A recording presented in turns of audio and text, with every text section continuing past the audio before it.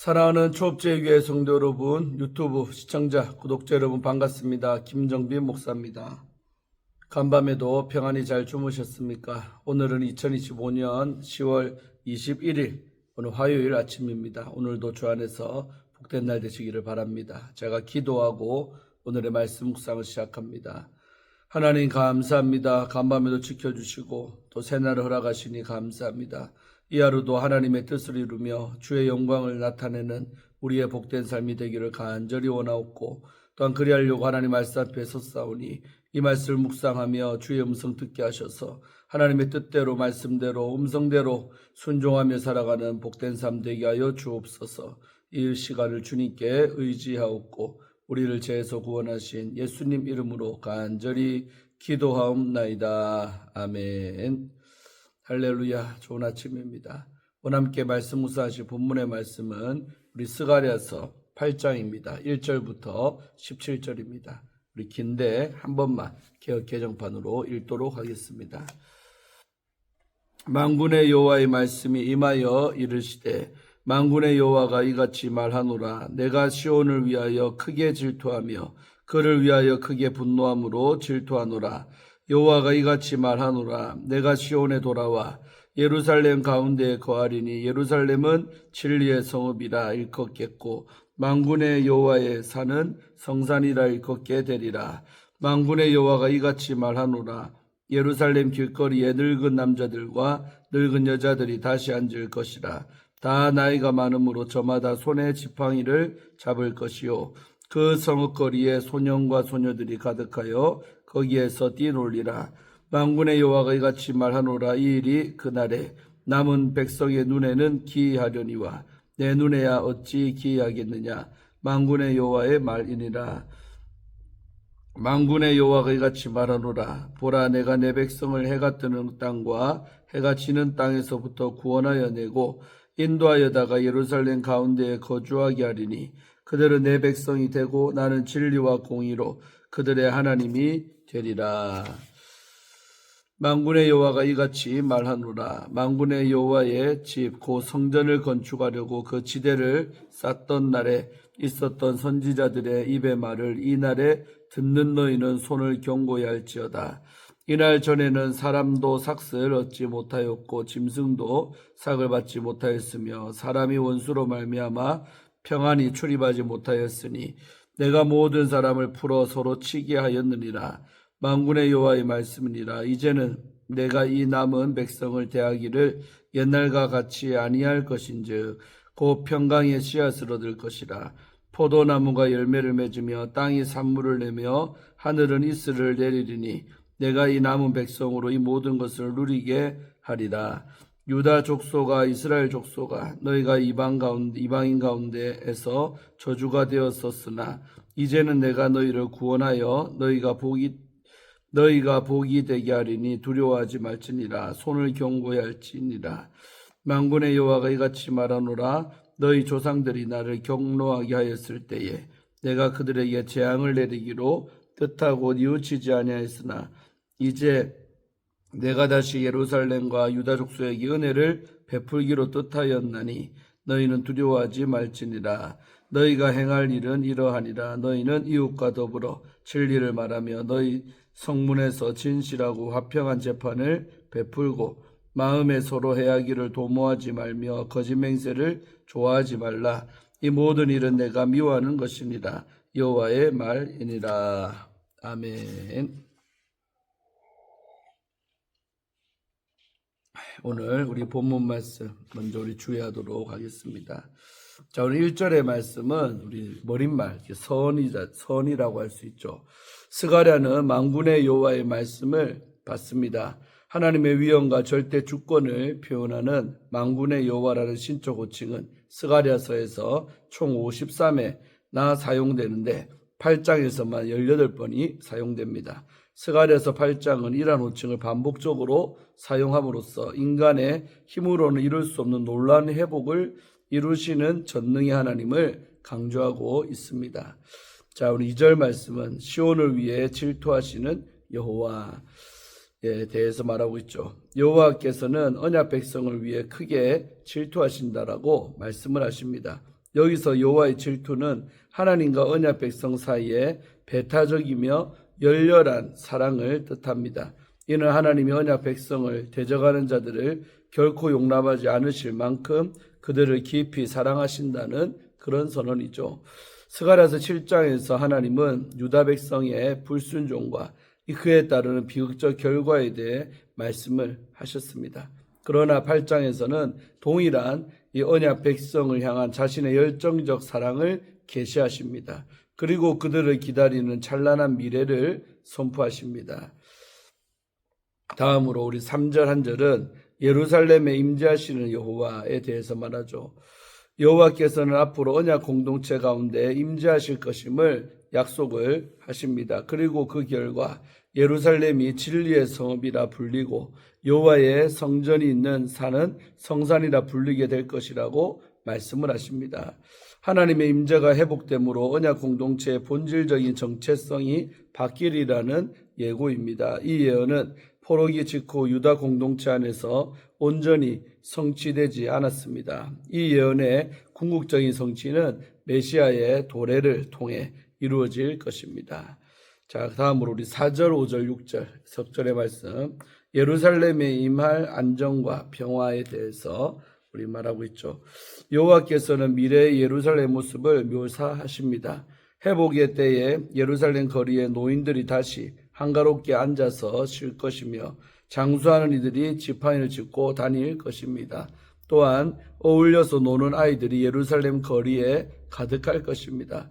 이러한 묘사는 하나님의 은혜로 예루살렘의 안정과 평화와 번영이 찾아온 모습을 보여주고 있습니다. 이 일의 궁극적인 성취 역시 마지막 때에 메시아의 도래로 이루어질 것입니다. 여호와께서는 회복의 날에 살아남은 백성에게 펼쳐질 광경이 사람들의 눈에는 매우 놀랍고 신기하게 보일지라도 당신의 눈에는 결코 놀랄 일이 아니라고 말씀하십니다. 이는 장차 주의 사람들이 경험하게 될 회복이 인간의 시각으로는 불가능한 일이 아님을 선언하시는 말씀입니다. 본문은 먼 미래에 하나님이 그분의 절대 주권과 능력으로 인간의 이해를 뛰어넘는 회복의 역사를 이루실 것임을 계시하십니다. 자, 7절에서 8절 말씀, 흩어진 자들의 귀환과 언약 갱신에 대해서 말하고 있습니다. 여호와께서는 온 땅 사방에서 흩어진 언약 백성을 다시 예루살렘으로 모으시겠다라고 약속을 하십니다. 그리고 그날에 하나님은 다시 그들의 하나님이 되시고 그들은 하나님의 백성이 되리라고 선언을 하십니다. 그들은 내 백성이 되고 나는 그들의 하나님이 되리라는 말씀은 구약 전반에서 하나님과 그의 백성 사이의 언약 관계를 표현한 전형적인 언약 공식입니다. 하나님은 미래에 하나님과 언약 백성 사이에 친밀한 관계가 회복될 것임을 예언을 하십니다.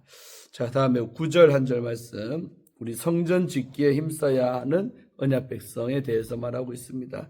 9절에서 13절은 성전 재건과 관련된 하나님의 명령을 담고 있습니다. 하나님은 유다 백성에게 여호와의 성전의 기초가 놓이던 날에 선지자들을 통해 주신 말씀을 기억하고 그 말씀에서 힘을 얻어 성전 건축에 더욱 전념하라고 격려하십니다. 여기서 언급된 선지자들은 학개와 스가랴를 포함한 포로기 이후에 선지자들을 가리킵니다. 또한 성전을 건축하려고 그 지대를 쌓던 날은 BC 우리 536년 성전 건축이 처음 시작된 날, 우리 에스라 3장 6절이죠. 그날이 아니라 BC 520년에 성전 건축이 재개된 날, 학개서 2장 18절을 가리킵니다.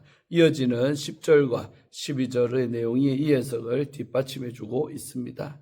자, 다음으로 우리 10절부터 13절의 말씀은 언약 백성의 밝은 미래에 대해서 말하고 있습니다. 여호와께서는 BC 520년 성전 건축이 재개되기 전에 유다 공동체가 처했던 열악한 상황을 상기시킵니다. 당시 유다는 경제적으로 매우 어려운 형편이었고 이웃 간의 대립으로 인해 사회 전반이 불안한 가운데 있었습니다. 그러나 여호와께서는 이제 그들을 이전과는 다르게 대하시겠다라고 약속을 하십니다. 하나님은 언약 백성을 번성하게 하시고 평안을 주시며 풍성한 소출을 허락하시겠다라고 말씀하십니다. 또한 과거에는 다른 민족들이 유다를 저주의 상징으로 여겼지만 이제는 그들을 열방 가운데 축복의 상징으로 만드시겠다고 약속하십니다. 여호와께서는 유다 공동체에게 이러한 약속들을 기억하며 두려워하지 말고 성전 공사를 완성하라고 명하십니다.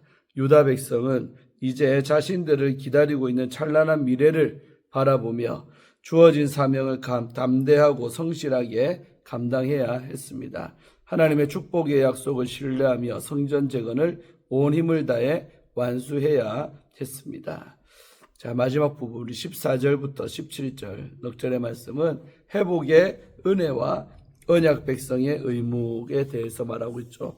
하나님은 다시 한번 유다 백성에게 베푸실 은혜에 관해서 말씀하십니다. 과거에 그들의 조상들에게 재앙을 내리기로 작정하셨던 것처럼 이제 그들을 축복하시기로 작정하셨음을 밝히십니다.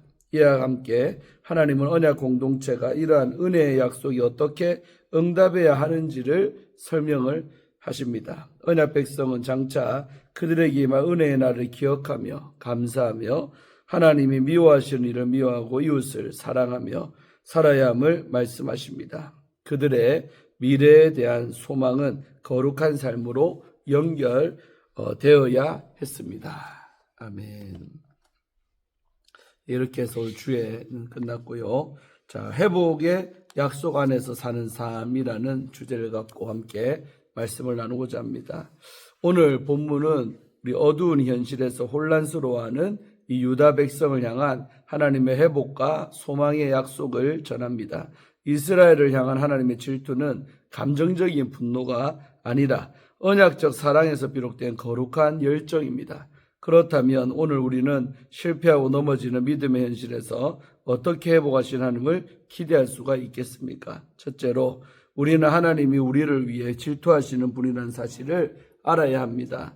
하나님의 질투는 언약 백성을 향한 사랑의 표현입니다. 2절에서 말하는 질투는 세상의 우상이나 대적들이 하나님의 백성을 괴롭히는 것을 참지 못하시는 하나님의 뜨거운 사랑입니다. 하나님은 당신의 백성이 이방에게 핍박당할 때 질투하십니다. 우리 에스겔서 36장이죠. 이는 단순한 분노가 아닌 언약의 사랑에서 비롯된 정당한 그런 반응입니다. 질투하신 하나님은 이방 민족의 압제로 고통당하는 그의 백성을 구원하십니다. 언약을 기억하시고 여전히 연약한 유다 백성을 향해 회복을 선포하십니다. 사랑하는 성도 여러분, 오늘을 사는 우리도 구약의 유다 백성과 같은 처지입니다. 세상은 하나님의 언약 백성인 성도를 멸시하고 핍박합니다. 하지만 하나님은 질투하시는 사랑으로 성도를 고난에서 구원하십니다. 그리고 성도와 함께 하시며 회복을 약속하시지요. 믿음 때문에 고통의 시간을 보내고 있다면 우리를 사랑으로 바라보시는 하나님을 의지하시기를 바랍니다. 둘째로 우리는 성도의 삶이 하나님의 임재를 통해 회복된다는 사실을 기억해야 합니다. 하나님의 임재로 예루살렘은 진리의 성읍으로 변화됩니다. 3절이죠. 성경의 진리는 단순한 철학적 개념이 아니라 하나님과 백성의 진실한 언약 관계를 의미합니다. 황폐했던 예루살렘이 진리의 성읍이 된 것은 하나님과 백성 사이의 진실한 관계가 회복되었다는 의미입니다. 이는 곧 하나님이 약속하신 의로움과 정의가 백성 사이에 실현된 것입니다. 그렇다면 회복의 은혜를 경험한 예루살렘은 어떻게 해야 할까요? 새롭게 된 예루살렘은 이름이 바뀐 것으로 끝나서는 안 됩니다. 진리의 성읍에 거하는 진리의 백성으로 살아야 합니다. 그리스도의 임재가 우리를 구원하셨습니다. 삶에서 그리스도의 임재를 발견하기를 바랍니다. 우리 삶이 그리스도께서 거하시는 자리가 되어 죄로 신음하는 이 땅이 회복되기를 간절히 기도합니다. 마지막으로 우리는 하나님이 성도의 삶을 통해 세상을 회복하신다는 사실을 기억해야 합니다. 오늘 본문에서 하나님은 유다가 겪었던 고난을 말씀하시며 이제는 다른 시대, 즉 회복의 시대가 열렸음을 선포하십니다. 하나님은 유다에게 풍요로운 삶을 약속하십니다. 12절에서요. 이는 전적인 하나님의 은혜이지요. 하지만 은혜를 경험한 유다에게 요구되는 것이 있었습니다. 유다는 하나님의 백성으로서 진리를 말하고 정의를 행하며 악한 마음을 품지 않아야 했습니다. 이와 같은 삶은 세상을 향한 제사장 나라로 세워진 유다에게 맡겨진 사명이었습니다. 사랑하는 성도 여러분, 진노의 자녀였던 우리는 그리스도의 사랑으로 화평의 자녀가 되었습니다. 하나님은 화평의 자녀된 우리를 세상을 향한 제사장으로 세우셨습니다. 신분의 변화는 삶의 변화로 이어져야 합니다. 하나님의 자녀이자 제사장으로 세상에 그리스도의 복음을 전하는 성도가 되기를 간절히 소망합니다. 먼저 은혜 받은 자로 절망 가운데 신음하는 영혼들을 그리스도의 사랑으로 품는 성도가 되기를 소망합니다. 용서하고 사랑하며 섬기며 보살필 때 하나님이 치유하신 은혜의 역사가 이루어질 줄로 믿습니다. 사랑하는 성도 여러분, 우리는 하나님의 회복의 약속 안에서 순종해야 합니다. 세상은 우리를 조롱하고 멸시할지라도 약속의 성취자로 오신 그리스도께서 이미 승리하셨습니다. 우리는 마지막 날에 맞이할 승리의 면류관을 기대하며 믿음의 길을 걷고 있습니다. 그러므로 낙심하지 말고 믿음 위에 굳게 서기를 바랍니다. 기쁨으로 주님을 맞이할 그날을 기대하며 믿음으로 사시기를 간절히 소원합니다. 아멘. 네, 사랑하는 성도 여러분, 오늘 이렇게 해서 교태를 마치겠습니다. 오늘 말씀은 회복의 말씀이죠. 제가 늘 말하지만 산다는 것이 힘들고 어려운 일만 있는 것이 아니라 때로는 또 좋은 날도 다시 찾아오는 법이지요. 그래서 이스라엘도 많은 연단과 고난 속에 있었지만 이제는 하나님이 회복시키겠다라고 오늘 본문에서 약속을 하십니다. 우리도 오늘 회복의 은혜를 기대하며 또 희망 속에 소망 속에 기쁘게 감사하며 살아가는 오늘 하루가 되기를 주의 이름으로 축원드립니다. 자, 기도하겠습니다. 하나님 감사합니다. 오늘도 좋은 아침에 이렇게 하나님 스가랴서 말씀을 통해 희망을 말씀을 받게 하심에 감사합니다. 하나님 오늘날도 좀 하나님의 백성들을 그냥 가만히 두지 아니하시고 반드시 일으켜서 회복시켜 주시는 하나님이심을 믿습니다. 그 희망의 하나님을 믿고 살아가는 우리 초업제교회 모든 백성들 되게 하시고 또 시청자 성도님들 다 되게 하여 주셔서 절망 가운데 있을지라도 소망이 없는 환경 가운데 있을지라도 약속의 하나님의 말씀을 붙들고 이런 말씀을 묵상하며 희망 가운데 감사하며 승리의 삶을 기대하며 살아가는 우리 모두가 되기를 간절히 원합니다. 반드시 회복되고 반드시 좋은 날이 올 줄로 믿습니다. 영광받아 주옵소서. 예수님 이름으로 간절히 기도하옵나이다. 아멘. 할렐루야. 오늘도 좋은 하루 되시기를 바랍니다. 내일 뵙겠습니다. 샬롬.